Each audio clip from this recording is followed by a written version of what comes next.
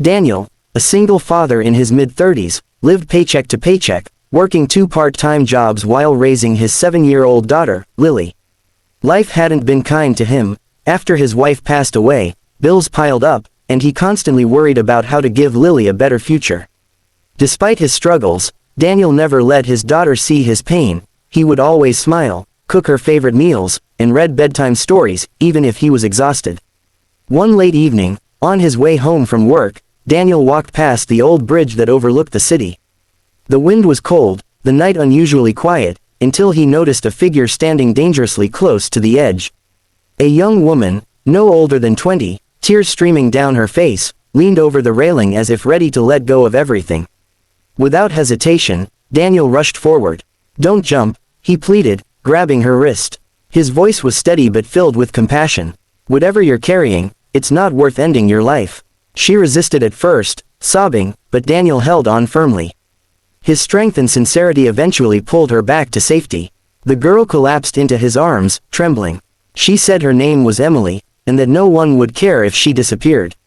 Daniel walked Emily to a nearby bench, offering her the only comfort he had, his words. He told her about Lily, how he had to keep going even when life felt unbearable.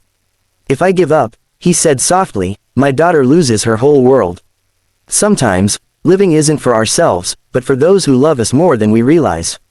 Emily listened, her tears slowing. For the first time, she felt seen, not as someone with wealth or expectations, but simply as a human being in pain. When Daniel finally asked if she had somewhere safe to go, she hesitated. That's when a sleek black car screeched to a halt nearby. 2 men in suits rushed toward them. Daniel instinctively shielded Emily, thinking they might harm her, but she whispered, "It's okay, they're my father's men."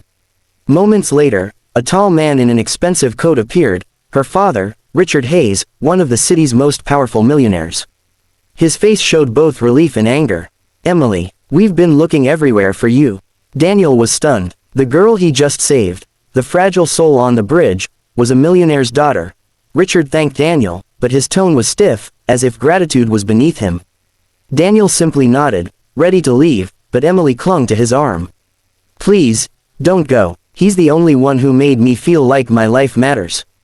Richard, seeing his daughter's desperation, softened. He invited Daniel and Lily to dinner the next evening as a gesture of thanks.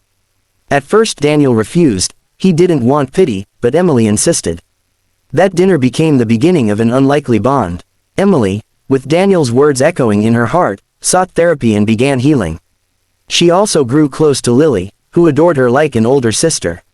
Richard, too, began to notice Daniel's quiet strength and integrity.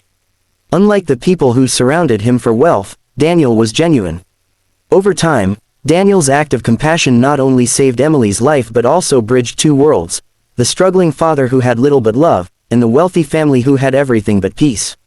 And as Lily laughed at the dinner table, holding Emily's hand, Daniel realized something profound. Sometimes saving one life can change many others, and in that moment, he wasn't just a struggling single dad anymore, but the man who helped a broken soul find a reason to live again.